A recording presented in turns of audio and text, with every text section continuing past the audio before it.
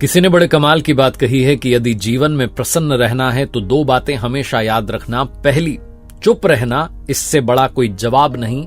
और दूसरी, माफ करना, इससे बड़ी कोई सजा नहीं। नमस्ते, मैं हूं आरजे कार्तिक। एक बड़ी छोटी सी कहानी है 3 भिक्षुओं की, जो मठ से निकले साधना करने के लिए, तपस्या करने के लिए। तो उन्होंने एक संकल्प लिया, एक प्रण लिया कि एक दूसरे से बात नहीं करेंगे, हमेशा चुप रहेंगे, मौन धारण करके रहेंगे। क्योंकि बोलने से ऊर्जा व्यर्थ होती है, बोलने से विवाद होता है, शब्द जब आते हैं तो फिर कुछ न कुछ बातचीत बढ़ती चली जाती है और समय जो नष्ट होता चला जाता है। तो ये उनका डिसीजन था कि वो बोलेंगे नहीं, आपस में बिल्कुल बात नहीं होगी। इशारे में कुछ समझना होगा तो समझ लेंगे, वरना चुपचाप अपनी साधना करेंगे। जंगल में गुफा में जाकर के साधना करने लगे। दैनिक दिनचर्या से निवृत्त होते, आकर के ध्यान में बैठ जाते, तपस्या करते, दिन भर सुमिरन में लगे रहते, सिर्फ ध्यान ध्यान और ध्यान। एक दिन एक ऐसी घटना घटी जिसने इनके जीवन को बदल दिया। इनकी गुफा के सामने से एक शेर निकल के गया। तीनों को लगा कि क्या हम सबने ये साथ में देखा है।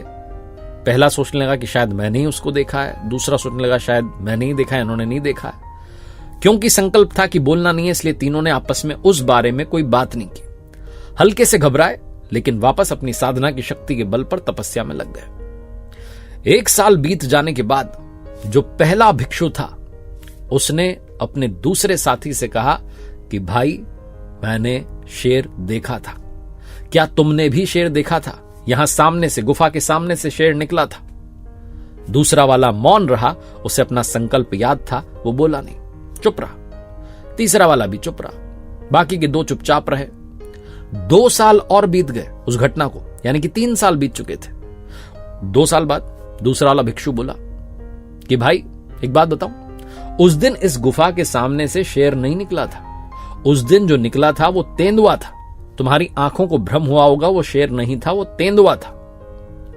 इतना बोल के वो चुप हो गया और तीसरे की तरफ देखने लगा कि शायद वो उसकी बात में सहमति जताए, शायद वो हां करे, शायद वो बोले कि हां भाई सही बोल रहे हो। लेकिन तीसरे वाले को संकल्प याद था, वो चुप रहा। उसने प्रण को जो है फॉलो किया, अपने संकल्प के साथ रहा, बोला नहीं। इन दोनों ने भी उसकी बात का सम्मान किया कि नहीं बोलना चाहते, संकल्प के साथ चल रहे हैं, तो कोई बात नहीं। घटना को 3 साल तो बीत ही चुके थे।